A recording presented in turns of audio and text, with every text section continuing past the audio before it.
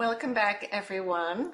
We will now start with our next session of the program where we'll have 5 different speakers. We'll be talking about experimental approaches to restoration. If you heard my overview, you know I'm a huge fan of Joyce Edler, and I'm proud that we've been able to follow her pioneering lead, incorporating experiments large and small into Hester restoration. The next talks will provide a sampler of this approach, telling you about 5 different experimental restoration studies, which is just a small subsample of all the experiments we've done to date. I want to be clear that most of these experiments focus on trying to vegetate areas that have persistently remained bare. However, lots of Hester has colonized just fine on its own, so don't get an impression that it's mostly bare out there. It's just that's where we're directing our experimental focus, is helping those bare areas. So our first speaker in this session is Anna Braswell, who is an assistant professor at University of Florida. And you may wonder, why is somebody from Florida here?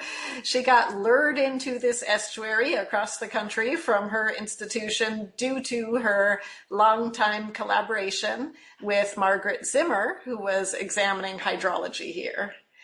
Anna is the lead PI on a grant from NOAA's National Integrated Drought Information System that supported experiments and monitoring by various graduate students and researchers at Hester, and we're very grateful for this energy and partnership directed to our restoration site. Anna.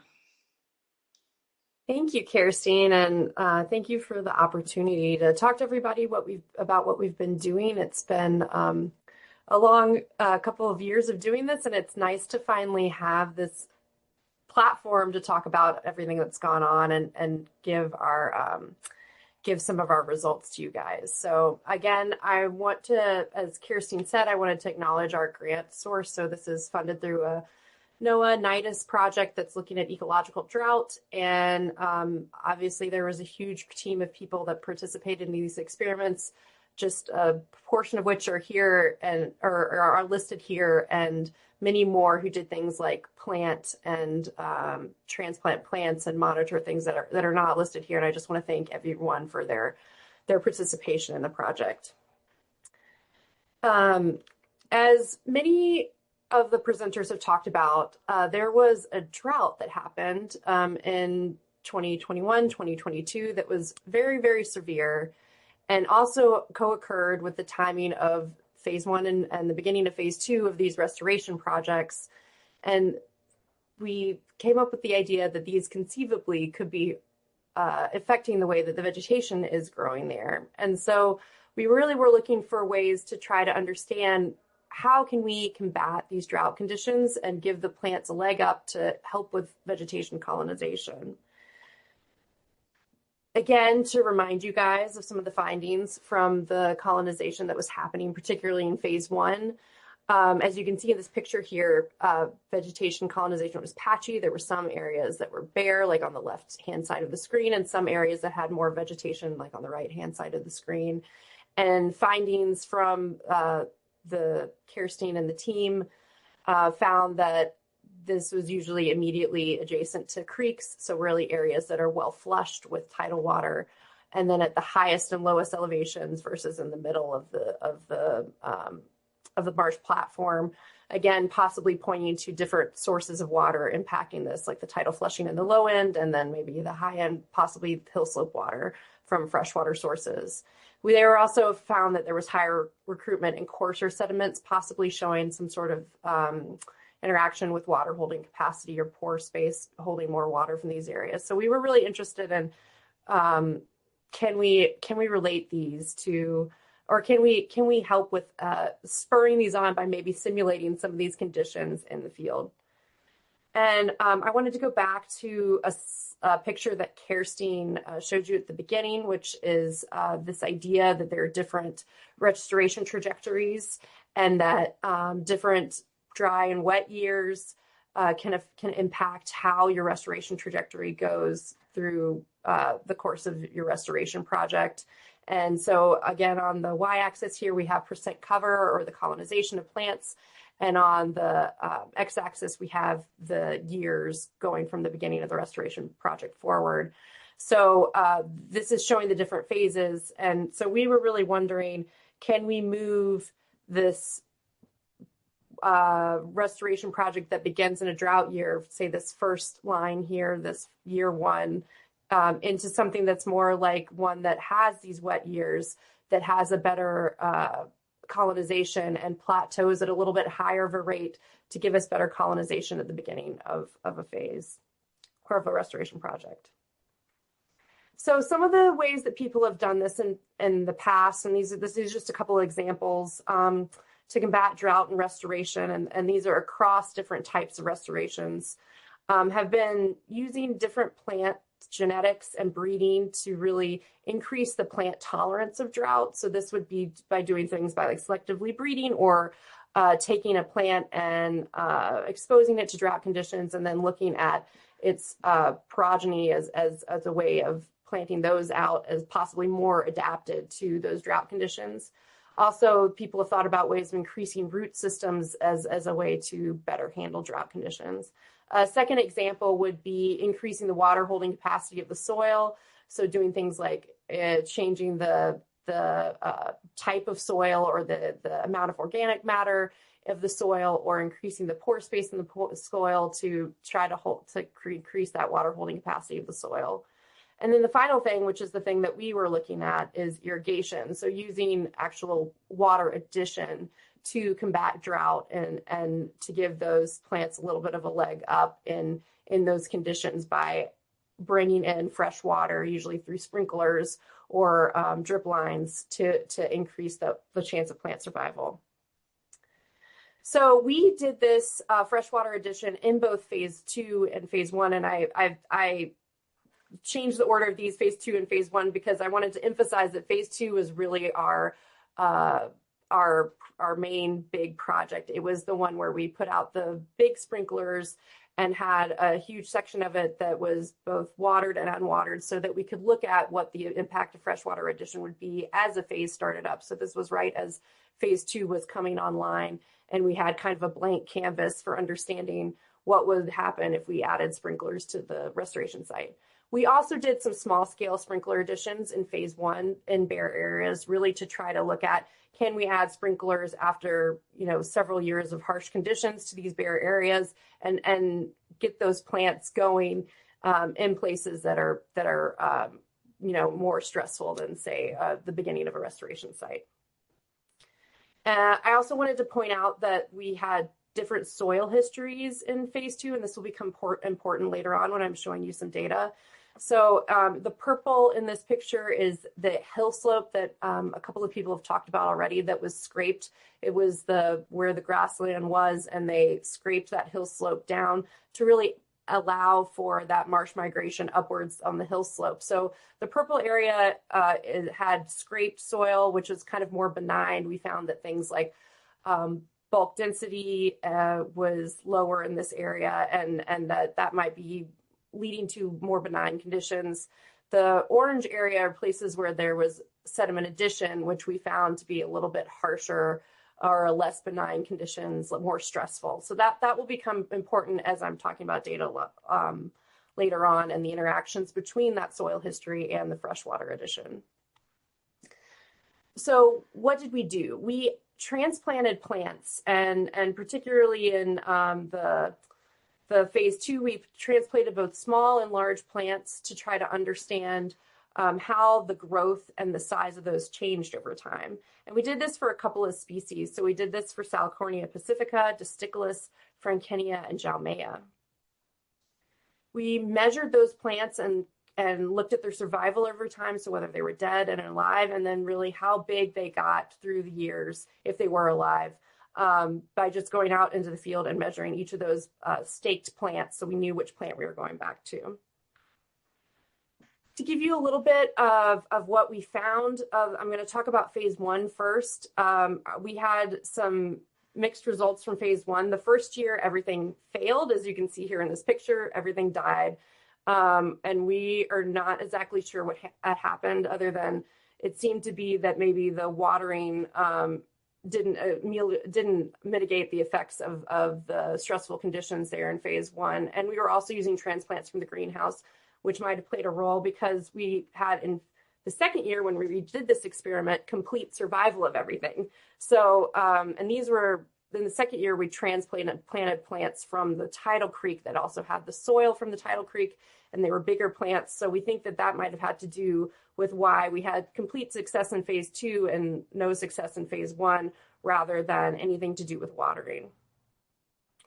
For phase two, I'm going to show you a little bit of data. To orient you, on the y-axis, we have the size of the plant, and on the x-axis is the removed soil area on the left and the added soil area on the right. So again, less stressful on the left, more stressful on the right, and then the watered are in orange, and the watered are in blue, and the not watered are in orange. And you can see with Disticulus, we're really not seeing an effect of water, and really the soil history, that added soil areas seem to play more of a role than the watering did.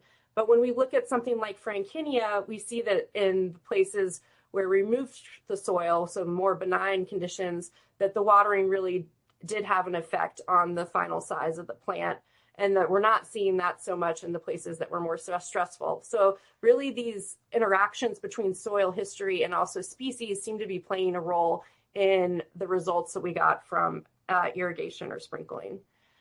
I'm going to briefly go through this. Just type in the chat box, do you think the results would be the same in the places that you worked? And while you're doing that, I'm going to just give an example of another place to say, is this something that we would expect from other places?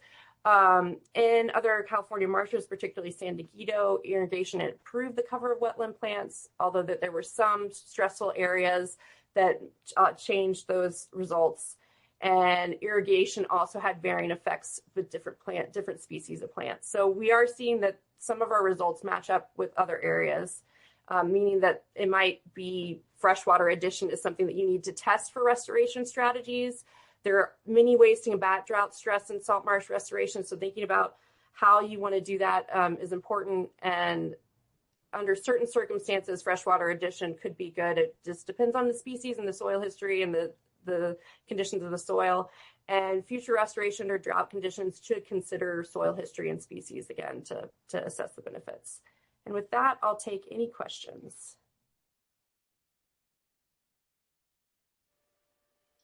Thank you, Anna. I don't see anyone entering things in the chat. Beyond San Diego, has anyone done freshwater addition or considered it in their Mediterranean climates? Yeah, I think we were really surprised by not having an effect. So I think if anyone else has done it, we'd love to hear from you.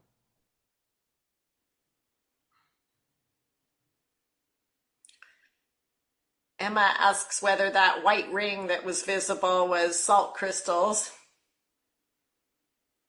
We assume so, but we didn't test directly. We moved on. There might be some soil cores out there that Margaret has that we would know, but we don't have that direct test if it was salt crystals. Yeah, I mean, I think our guess is that it somehow pulled up salts out of the soil, and that goes back to some of the earlier comments about, like, could you do below ground water delivery or something with, drip irrigation.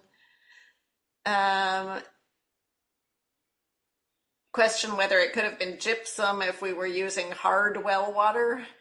That's possible. I don't think we analyzed it. Yeah, Margaret.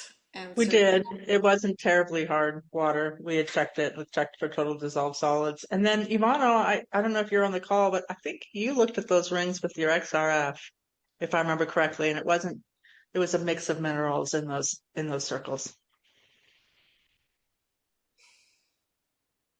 That's right. It was multiple things that had settled out there.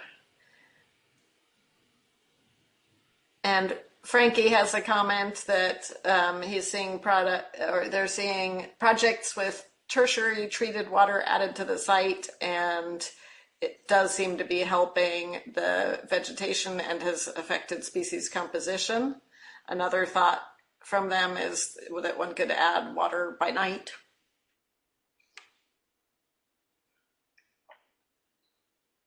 Yeah, that would have been interesting thinking about watering at night. And a question about the first slide where you indicated that coarser soils had better revegetation, which is different than in some other projects. We were finding that lower bulk density corresponded to those different soil histories. Those results from that first slide were directly from Thompson et al. 2021. So I wasn't involved in that work. Kirsten, do you have any thoughts about? Yeah. I mean, I feel like for some of Levi's results, there were some slight correlations with soil texture too. Maybe it's drainage or water availability, but I think we don't really know yet. Yeah.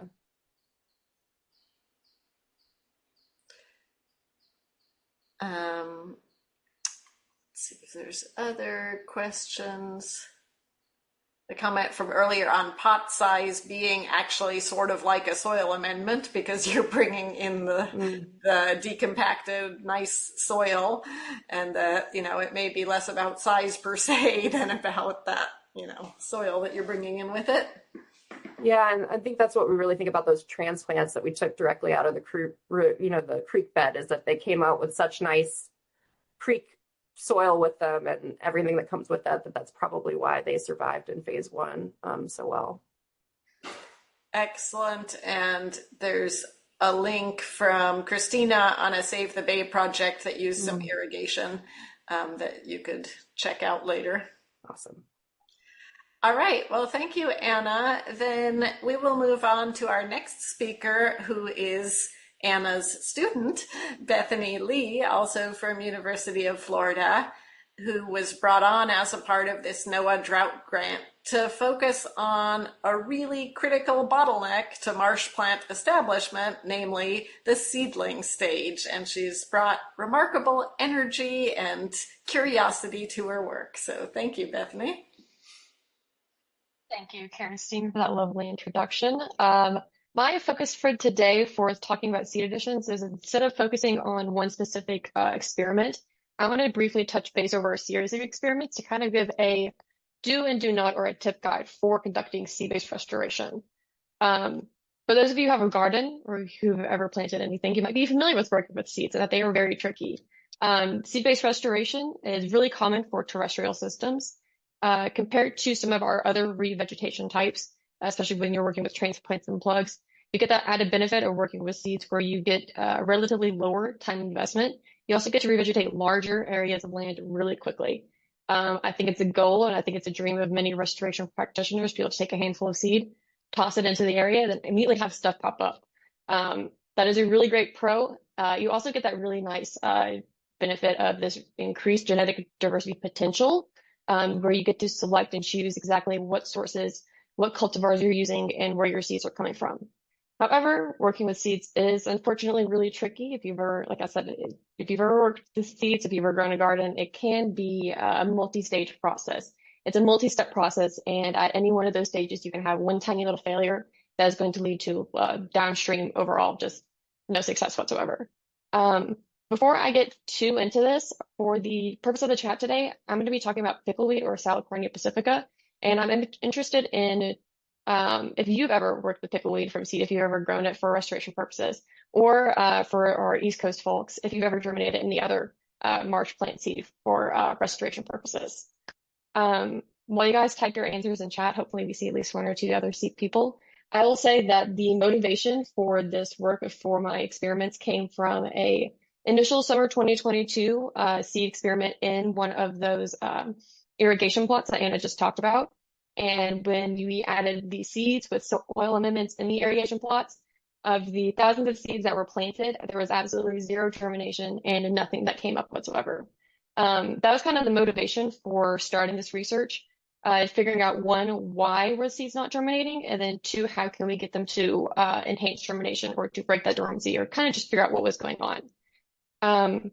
Since that initial trial, we've had two other large-scale seed additions, but there's also been numerous other tiny little trials and experiments done in the meantime. And we have looked at many different factors to try to determine what is the large factor that's influencing seeding success, not only at Hester, but just in general. Like I said, we have done a series of experiments both at Hester, but then also here in the greenhouse in Florida, and then in the lab here at Florida, looking at factors such as moisture availability, how soil salinity, how the timing of seed additions, what time of the year you're adding the seeds, what time of the year you're harvesting the seeds, the embryo development, and then the soil amendment you're adding them in, how those have all influenced seeding success. And they have, to a degree, ultimately shaped how successful your seeding additions are in germinating and then later establishing into successful juveniles. But for the talk of today, I really want to focus on, I think, 5 big factors that should ultimately be considered whenever you're talking about any kind of seeding based restoration attempt.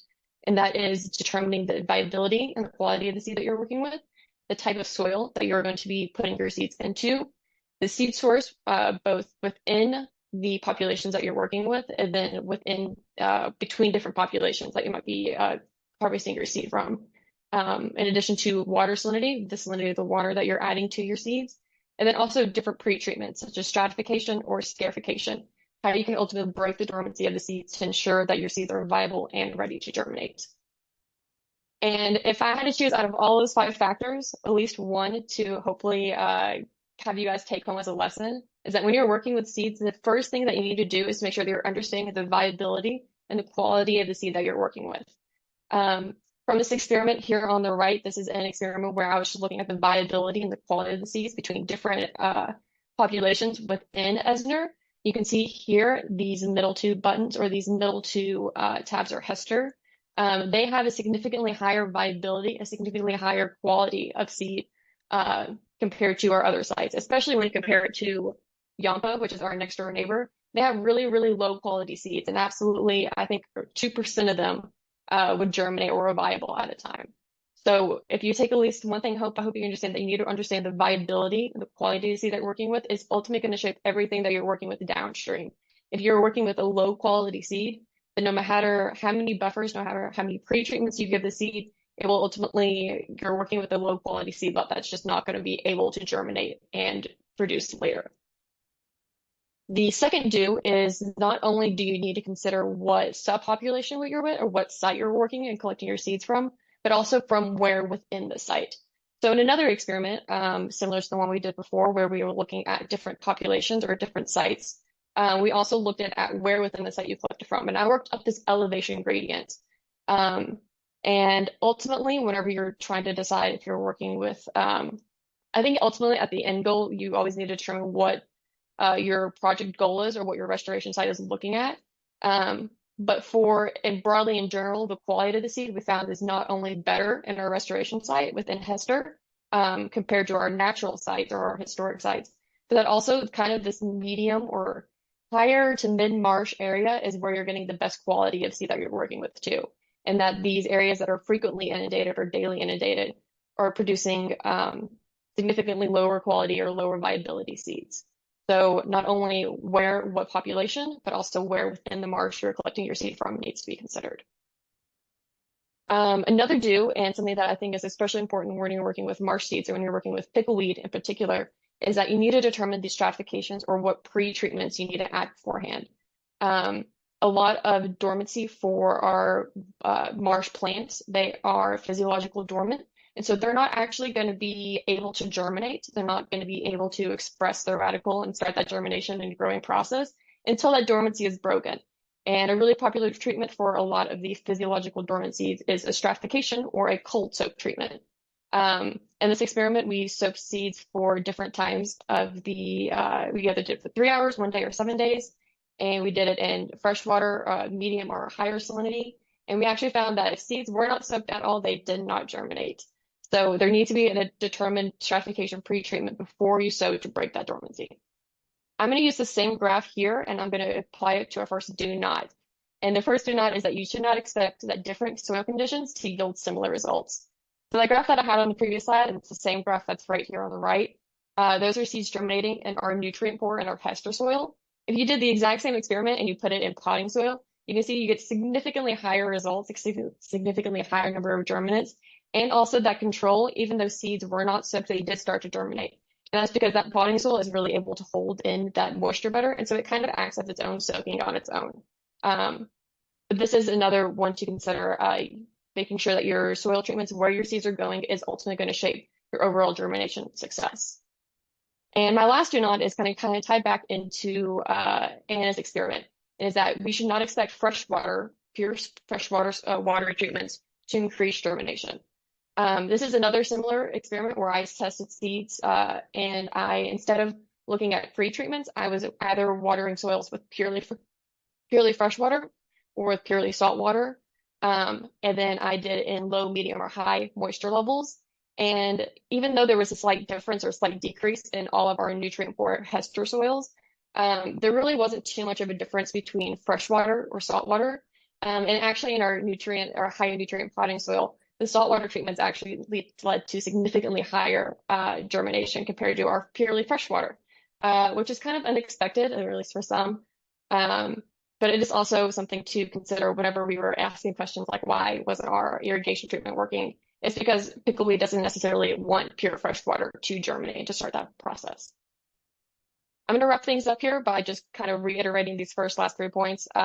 Source of the seed does lead to significantly different viability. Freshwater will not solely improve germination. And you do need to ensure that you're breaking stratification or you're breaking dormancy, and that's preferably through a cold freshwater soak.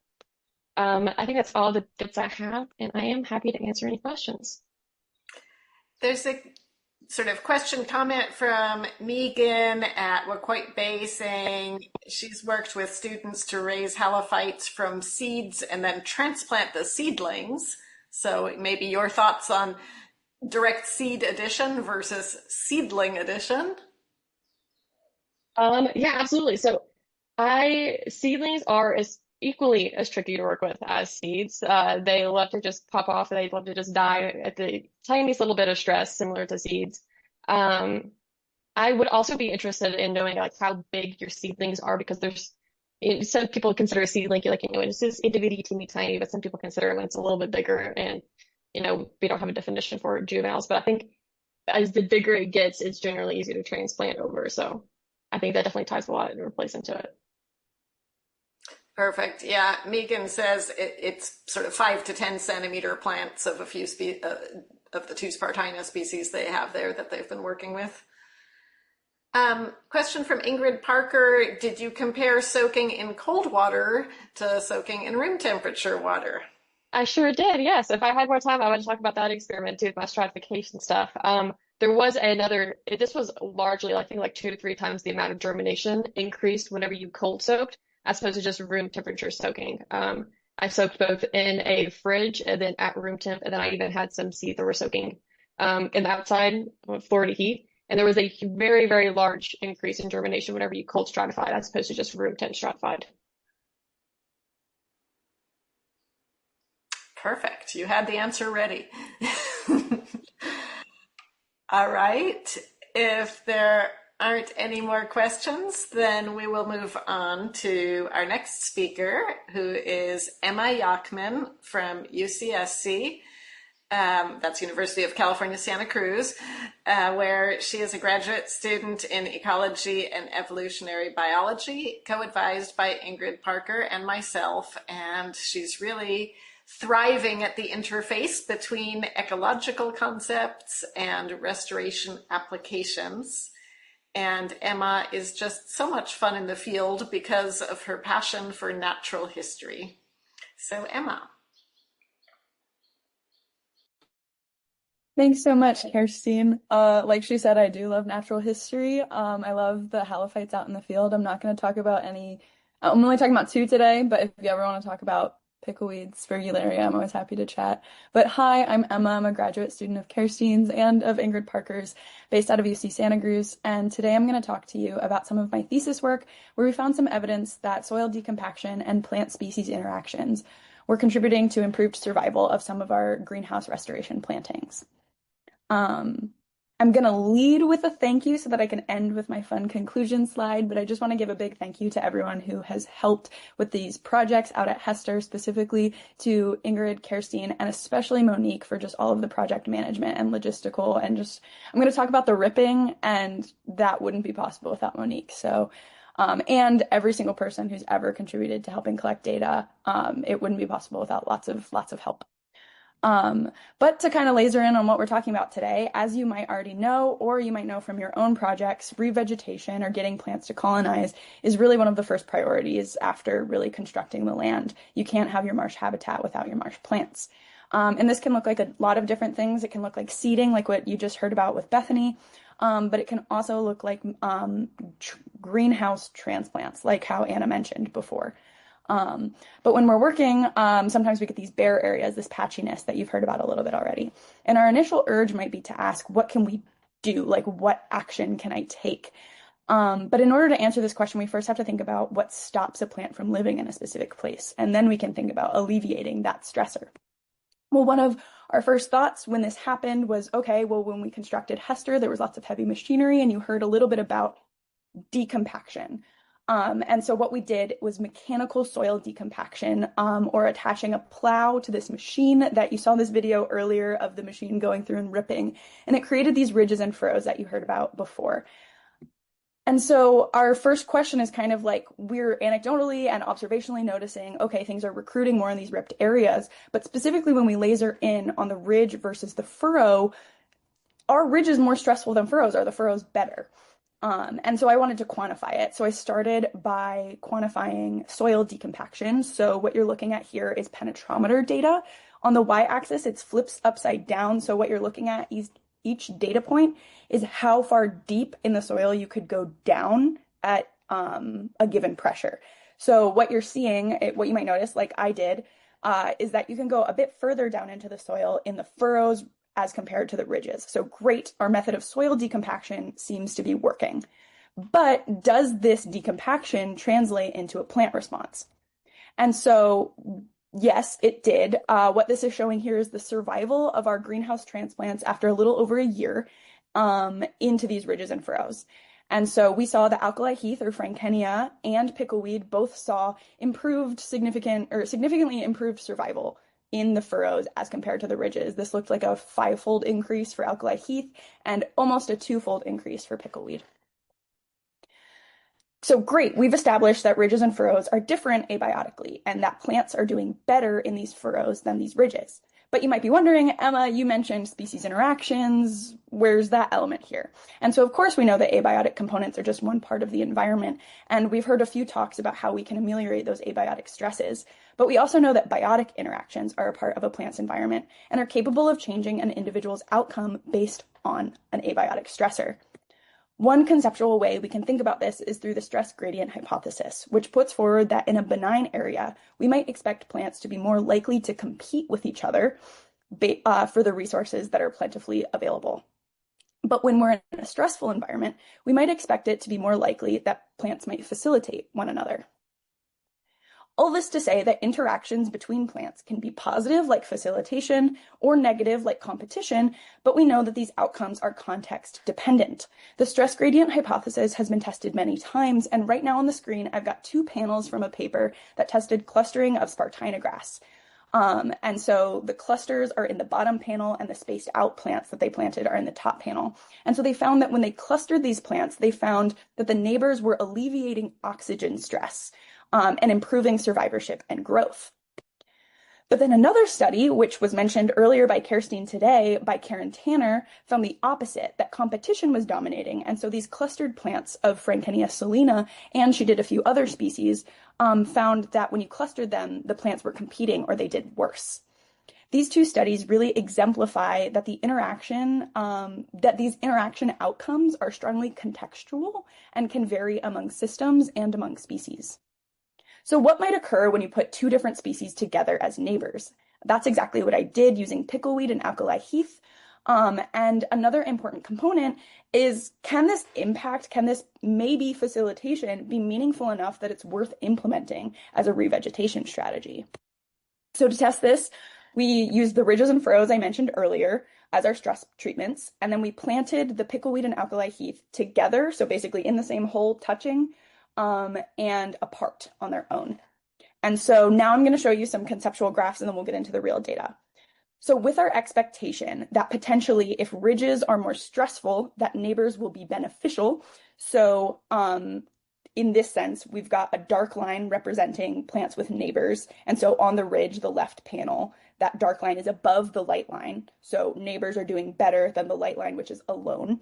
But then in furrows, we might expect competition. And so we might expect the light line, the alone, to be above the dark line, that neighbors are worse than being on your own. So now I'm going to show you some real data. So this is these are survival plots. So we're looking at the probability of a plant being alive on the y-axis and time on the x-axis. And first we're going to start with pickleweed. So the first thing I want to call your attention to is the comparison between these two panels. So on the left, ridge, and on the right, furrow. And we saw that pickleweed had a 60% decreased risk of death in furrows as compared to ridges. So again, like, it's great to be a pickleweed in a furrow, regardless of what treatment you got. So that's just looking between panels, not between colors yet. And remember that our stress gradient hypothesis was that in furrows, perhaps the flip of interaction, or perhaps the interaction, the neighbors, the dark line, is going to be flipped.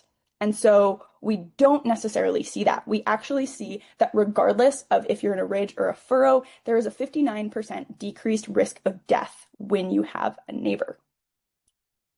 And this was really interesting to me because even though it visually might look like these two lines, the dark line of neighbor and as compared to the light line of alone is different, like it might look visually different, we found no significant interaction between this stress and the neighbor. Now I'm going to move on to alkali heath. Similarly to pickleweed, we saw a 57% decreased risk of death in furrows. So that right-hand panel, furrow, is having a higher survival over time than on the ridge. The other interesting thing is that we did not see any influence by pickleweed neighbor, so not even a negative influence for those of you who might be characterizing pickleweed as perhaps a bully in your system. But something that really called out to me when I was looking at these data is, okay, this is through time, and we're noticing that some of these plots are kind of plateauing after a certain point. So what happens when we zoom in on that last census, that last data point? When we look at just overall at the end of our study, what occurred, so this is 473 days after we planted our plants into the ground, we saw that overall furrows are better than ridges and that neighbors are improving survival. So those same results that I just talked to you about. So the gridded lines are worse than the clear lines, and the dark bars are higher in survival than the light bars. We also saw when we zoomed in on this final data point, we saw that all of the alkali heath or all of the Frankenia died in the ridge or on the ridge when they were on their own. And this led to a signal of an interaction between neighbor and stress. And so this is what I mentioned earlier about interaction. And so we saw this potential benefit of neighbor being specific to when the plants were stressed out. So ultimately, I want to leave you with these two things that stick with me from this project, that our mechanical decompaction was really effective. So alkali heath seeing this 5-fold increased survivorship, it was huge and consistent between species. And then effective neighbor was species specific. So we saw minor enhancements for alkali heath, and then we lasered in at the end outcome. And we saw significant major improvements for pickleweed. But again, this is a species specific thing. I won't go too much into this, but I am still working on this, and we're adding more species to potentially think about this a little bit more. But thank you so much for listening. I can take any questions. Thank you, Emma. There was one sort of question about whether in your differences between furrows and ridges, which you attributed to compaction, could you control for water storage being different in the two environments? So no, I think I used compaction as my measure to kind of confirm that they were different, but I absolutely think that like water being different is probably an element to why the furrows are a better place to be. And Frankie had a follow-up question about statistical power analyses on the results. Like, do you think the results are clear as is, or do you need more data? For this year, so this was from 2024, we do have statistical results. The furrow effect, like the ridge furrow effect, was strongly significant, and the neighbor effect, regardless of ridge furrow for pickleweed, was really strong, so statistically strong. But for Frankenia and for that like interaction I mentioned at the end, it was a weak association, but still detectable. And Kat has some notes about ripping or decompacting in San Dieguito, where they saw more on ridges than in furrows. Yes, more in ridges than in furrows. So exactly the opposite effect, which is sort of what on a farm you plant on Yes. the ridges, not the furrows, in a normal system. Anyone have any other questions on Emma's talk? If not, we will move on to our next talk, which is by two more Elkhorn Slough Reserve research team members. Susie Fork, who is our research biologist, sort of a jack of all trades, who coordinates our shorebird and amphibian monitoring, as well as working on plants, and Melany Scannell, who works with our water quality monitoring and also serves as a broader estuarine ecologist. I'm so grateful that they're also willing to work on marsh plants on top of everything they do. They've done everything from coordinating the CCCs that you see in this photo to designing greenhouse experiments. So, Susie.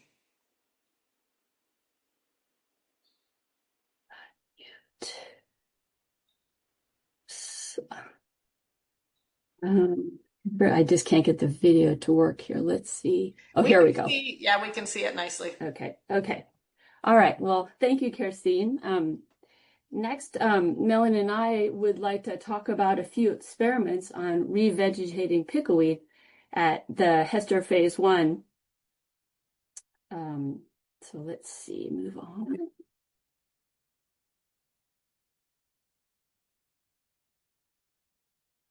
There we go. As we've been talking about, Phase 1 is a stressful area for colonizing plants and has a lot of unvegetated areas.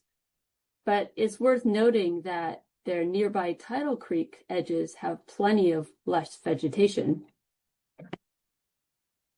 Before I talk about our transplant experiments, I wanted to go over some of the previous field transplanting experiments at Phase 1. So, for example, there was some small greenhouse transplant at Phase 1, had high mortality. There were some 4,000 small transplant. These are in the container pots, those little narrow pots. And they were transplanted in winter of 2019, and they had 100% mortality. And for the small sprinkler experiments, we also transplanted a few hundred more plants to the berry areas of Phase 1. And of these, only 2 survived. And these were the larger size plants. As Kirstine and others have mentioned previously, as related to transplant size and success for her research, Rachel Pausch compared containers to gallon-sized transplants and found that larger plants did better. And so it seems like bigger transplants survived better. but it's expensive and time consuming to grow these plants. And of course, this, as others have alluded to, this may have in part to do with the amount of soil that's transplanted with the plant. But as we move on, from what we learned from these previous field transplanting experiments, we wanted to know whether we could encourage revegetation of pickleweed with lower effort. For example, by using nearby source plants from tidal creeks. And so, with the help of the CCCs, the California Conservation Corps, we transplanted 1,300 pickleweed plants to the bare areas, or at least some of the bare areas of phase 1 from December 2023 through February 2024. And we then labeled a subset of the transplants and are tracking them over time. So looking at 6 months after they were transplanted, the pickleweed plants overall look great, and only a few plants have died post-transplant. I'm just going to zoom in here now. You can see all these little speckled things are individual pickleweed transplanted from the nearby tidal creek here, or nearby. And so that's what they look like from the aerial view. And so overall, this method worked well to colonize the bare areas with marsh plants. But of course, it takes a crew a fair amount of time, and several days, in fact, for everybody to transplant these plants over a sizable area. They have to dig up the plant, walk to the area, dig another hole, put them in, and keep doing this over and over. And so we wondered whether there's a way to establish pickleweed in larger areas with less effort. And now I will pass it on to Melany. All right, thank you, Susie. I am going to be talking about our greenhouse experiment. So the question that we were wondering was, how tiny of a fragment can we propagate from a larger parent plant? So basically, how small of a direct transplant can we do? We were thinking that since transplanting with larger plants is so labor intensive, that perhaps we would just be able to pinch off little fragments and plant those. We were worried, of course, that these would not do well, because we did find, as multiple people have discussed, that the smaller greenhouse grown plants did not thrive. But that said, we were wondering if we used actual transplants from established pickleweed plants that we had already found at Hester, that maybe their fragments would do a little bit better. So this is a photo of Susie. We went out to Hester and we retrieved a bucket of small, healthy-looking established pickleweed plants that we could run our experiment on. Next slide, please.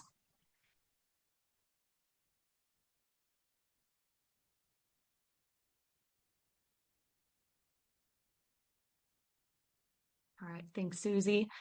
So to make the fragments, we basically took those healthy parent plants and we separated them out into 3 different size classes. We had small, medium, and large. And we tried this with 3 different variations of the plant. So the photo that you see on the left-hand side are our pieces that had stem and root both attached. On the upper right corner of the screen, we have just root fragments. And then on the bottom right, we have just stem fragments. Next slide, please. All right, so this is our experimental setup. Here you see the stem-only plants. What you're not seeing here are the combination stem and root plants that we did, so just roots. So this is just one section that we were working on. But this is kind of a nice photo because you can see all 3 of the size classes here. So the bottom row, you actually may not be able to see these very well because they're so small, but the very bottom row is going to be the smallest fragments of plants. Towards the middle, we have the medium size class, and then the ones up above are going to be the larger. We planted these in small decel containers in the summer in potting soil, and we watered them daily via a sprinkler system that we had set up, and then measured them every 1 to 2 weeks. Next slide, please. We measured 2 different types of growth over time. We did stem growth, and then we actually did root growth at the end of our experiment. So first I'll talk about the stem growth that we did. On the left-hand side, this is what some of the stems had looked like. We basically monitored their growth by measuring to the tallest living bud for a few months.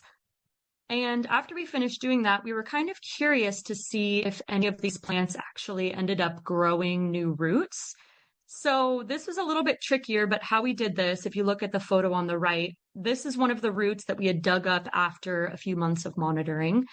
We actually had photos of all these plants, like the ones in the slides previously, before we had planted them. So we were able to kind of look at what the roots looked like ahead of time. And we saw that the ones that we had planted did not have any of these little hair-like structures.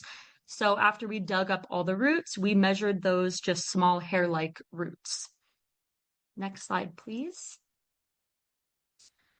So what we found is kind of what we thought. The bigger the plants have the better survival. All in all, none of our plants thrived that we planted. However, we did find that the larger size classes had more new stem and new root growth on average than the smaller ones. So you can sort of see this in the photo here. The very top row has larger plants and the bottom row has some smaller plants. And you can see the ones in the top row, the larger ones, have a little bit more living tissue than the ones in the bottom. And then we also found that the plants with a combination of stem and root had higher growth and longer survival than the pot, just roots or just stems. Next slide, please. So we do have another field experiment that we're working on. Our coworkers, John, Charlie, and Ken, basically started this whole thing out. It involved using a tractor to chop up large established pickleweed plants and spreading them over an area. And they're going to be using drone imagery in the future to see if all those plants take and effectively can revegetate this other bare area. So that'll be cool to see results to come on that. Next slide, please. And we have one more experiment that we're currently working on. We are looking to see if fertilizer can be used to help the pickleweed grow in the very low organic soil that we have at Hester. We're doing this because although the transplants look great and survival is high, they're not spreading out too much yet. And so we're wondering if fertilizer might give them the boost they need to thrive. Some think that obviously yes. However, Hester is basically like Mars and nothing seems to work as we think it will. So we're testing it out on some of the creek transplants in phase 1 shown in this photo. We have a control group that's given plain water and then an experimental group, which is fertilized with an organic fish and kelp emulsion. So after the end of the growing season, late this fall, we're going to measure them and we'll see if fertilizing made a difference. So results to come on that. Next slide, please. So what we had found was that direct transplants really work. Actually, directly transplanting established pickleweed plants into bare areas is an effective method of revegetation. This photo that you see here is from a couple of months ago, which will have been about a year and a half after transplanting, and they look great. We did find that if you don't have large, beautiful plants to work with, like in this photo, you may be able to do this with smaller fragments like we did in our experiment, but they probably won't thrive quite as well as the larger ones. That concludes our presentation. Thank you all for your time. If anyone has questions, feel free to put them in the chat and we'll answer them best as we can. Thank you. Emma was asking whether your results could be translated into disking pickleweed into the marsh. Yeah, so that's interesting. This is something that kind of was inspiration for what we did.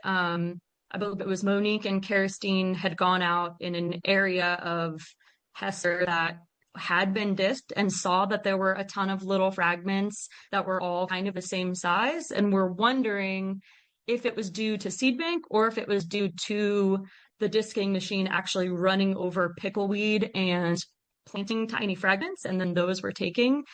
It's really hard to test that because it's hard to control the seed bank. But yeah, that's a definite possible future field experiment. It's a good idea. Yeah, just to add to that. So the first time we found it was with Alex Thompson's work. It was in that first paper where when they shaved down those old levees, we found that the fragments actually vegetated. They resprouted up to about a meter outside of those original levees. And since then, we've been doing a bunch of different experiments to see. And in phase 3, we've actually done a few different areas where we have ripped through to try and spread vegetatively.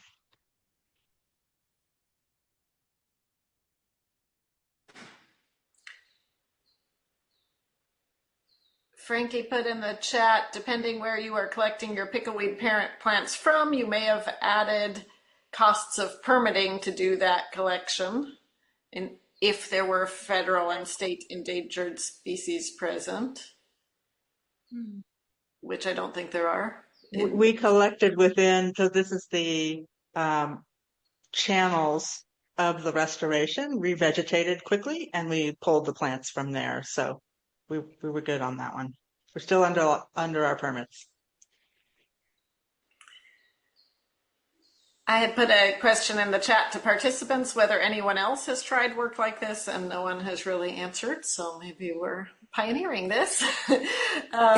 Kirsten, in my lab, we tried doing that in the box experiments, and we just took small pieces of plants and put them there. They all established themselves and survived nicely, and they're actually expanding pretty nicely. So from like one small piece, they're covering a, meter square of area now. Wow. But these are like replanting something that we took out with their roots nearby. Yeah, I think I've heard presentations by restoration managers in the Bay Area that have used rhizomatous species to, try to disc them in elsewhere. So we're certainly not the first ones who have thought of doing something like this. And Kat put in the chat that it's been done at San Dieguito for Spartina with variable results. And the transplanting didn't seem responsible for most of it, if I understand that. Excellent. Well, thank you, both of you. And then I will introduce our final speaker for this session, who is Ari Siegel. He was an undergraduate student of Anna Braswell's. Very impressive that he was already working at the level of a graduate student studying restoration of a plant in the ecotone between the marsh and the upland, a zone I love. And he has already published a paper on this work before heading off to start his graduate work at VIMS. So Ari. Thank you, Kirsten. I appreciate it.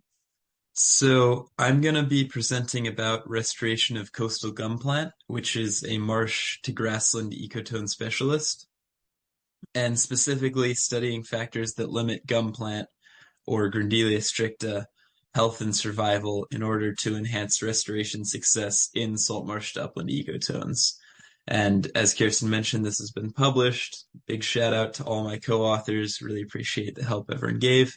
And this is gum plant for anyone that hasn't seen it before. So I'm working in the ecotone. An ecotone is just the zone of transition between ecosystems. And ecotones are important because they act as filters. In this system, anything going in or out of the high marsh needs to go through the ecotone. So organisms, nutrients, things like that are all filtered by the ecotone. And the ecotone also has a unique biotic community. Gum plant specifically supports the California clapper rail. So ecotones are important for that. And just to give you a sense where we're working, this is a diagram kind of going up an elevation away from the water. So you get to the high marsh with pickleweed, and then this hillside right here is where we're working, going up between the high marsh and the upland. And this is a picture of the specific one we're working in Hester. So you have the pickleweed, and then you start going up the hillside, and you get a very different and unique plant community. It's not just a mixture of marsh plants and upland plants, you get some unique species. And the way the ecotone works is in Elkhorn, it's very narrow and has very steep slopes, as you could see from that picture. And the zonation of the plants is mostly determined by elevation, but elevation causes stressors that are abiotic and biotic. So we get inundation changes and salinity changes as you go up in elevation. And then you also get changes in competition and facilitation as you move through the ecotone, and that's the biotic effect. And just to give you an idea of the elevations we're working with, these arrows are pointing towards higher elevation. That'll stay true throughout the presentation. The lowest elevations we were looking at were around 2.1 meters. That's NAVD 88. And then the highest is 2.6. So again, this is a very narrow range, but it's very steep. And you get huge changes in salinity throughout that range. So the experiments we set up were all to see what could help with restoration of gum plant and ecotone species in general. So we looked at three things in planting experiments. Our planting experiments are these black boxes here. We looked at elevation to see what elevations gum plant did the best at in restoration.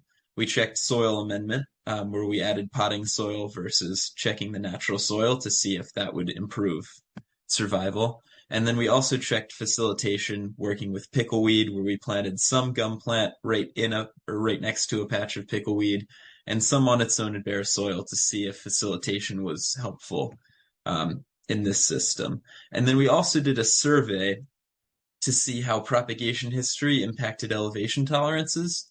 So we have our planted gum plant, and then we have gum plant growing from seed. That's these orange boxes here. And then the green triangles all over are wild gum plant.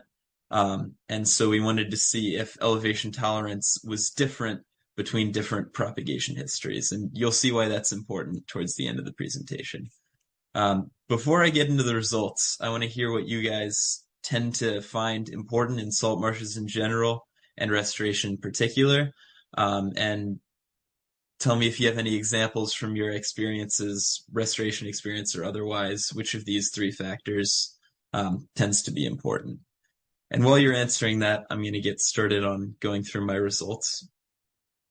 So first, for elevation, we found that mid-range plantings fared the best. If we went too high, we think the salinity was, too low, we think the salinity was too high and we had low survival. And when we went too high, we think there was competition. And that gets back to the stress gradient hypothesis that Emma covered really well. So to get into our results, we have survival over time here. We start with 100% survival because we only planted plants that were alive, and then they die over time.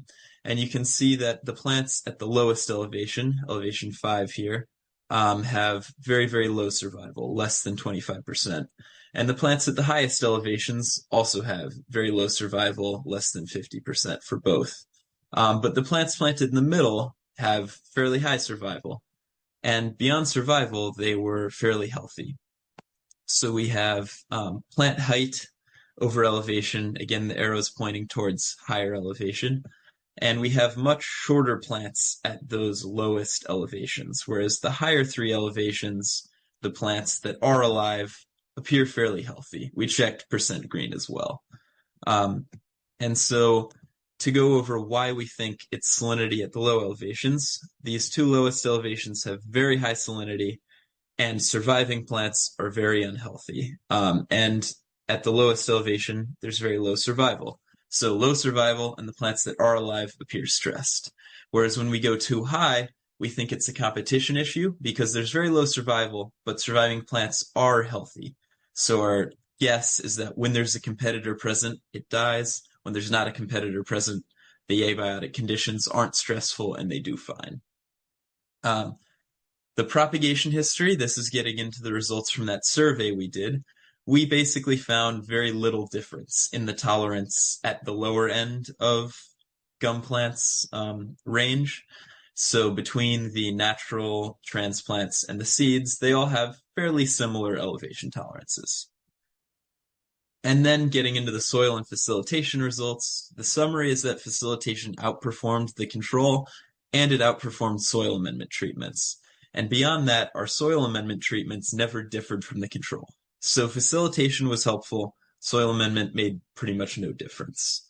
And we have survival over time again. Facilitation's in blue. We have higher survival. Soil amendment is in green and control is in yellow, and those two both have lower survival and they don't differ from each other. And the same results with plant height again.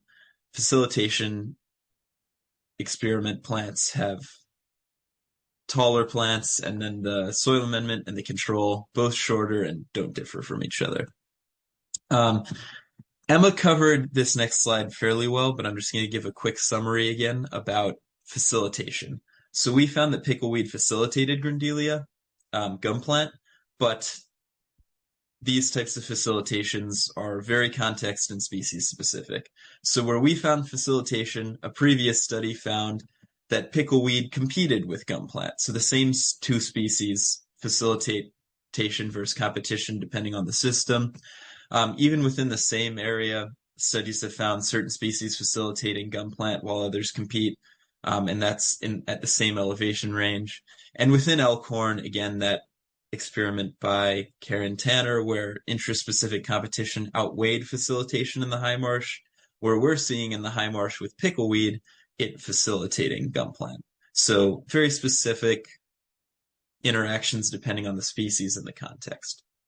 So to go through our findings one more time, because I know I went pretty fast there. For facilitation, pickleweed facilitation improved survival in our system. For elevation, gum plant has the highest survival in the middle of the ecotone. Soil amendment has no impact on survival or health of gum plant in the ecotone. And gum plant of all life histories or propagation histories has the same lower limit of tolerance. So what does that all mean for restoration? Is that you should focus on facilitation and elevation. Those were the key factors in this system. Soil conditions were not as critical in the ecotone. Helpfully, from that survey, we determined that where the plants grow naturally is where they grow when you plant them. So local surveys can give you a good idea of what elevations to plant at. But because of the issues with competition facilitation and how species specific that is, you may still need preliminary experiments just to understand species interactions. And that's it. Thank you. If anyone else has worked on ecotone species between the marsh and the upland, put some comments in the chat. We'd be curious to hear what else has been going on. In terms of your interactive question, the people who responded leaned towards elevation being important. Yep. And Emma asked, what do you actually think the mechanism might be by which pickleweed facilitates Grindelia? So that's a great question. We're not entirely sure. We have some theories that match with what other people have said. There's a possibility it's preventing desiccation stress due to shading. Some studies have found possible root interactions and like increased redox potential around pickleweed. But again, pickleweed competes with some species, so why it would be that it lessens desiccation stress for one species but not another, I don't really know. So it seems like it's too complicated for me to really theorize about. And Kat had a comment about soil conditions often changing with elevation and that you didn't really find soil was a predictor of survival. Yeah, so it seems like in the ecotone, the big thing is probably salinity and inundation, and the abiotic stress that matters is just salinity stress, to the point that the soil conditions differ a little bit, but we found in our plantings much lower organic matter than gum plant normally grows at, and that didn't seem to have a negative impact either. It really seems like a salinity issue.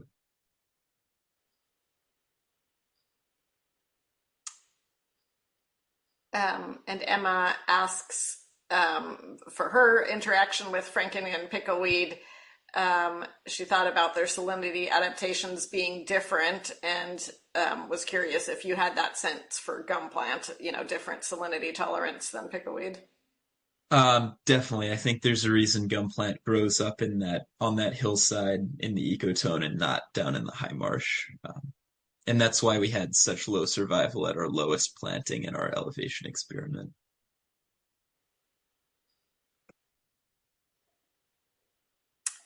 Great. Well, thank you. And that brings us to the conclusion of this yellow session here on experimental restoration experiments, and is the end of our morning session. I want to say a big thank you to all of our speakers and also all of our listeners.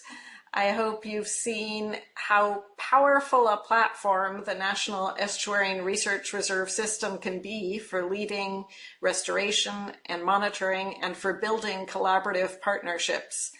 It really takes a whole community to tackle such a big multi-dimensional project and would not be possible without so many of you. So thank you for being so engaged and working towards success of marsh restoration at Elkhorn and beyond.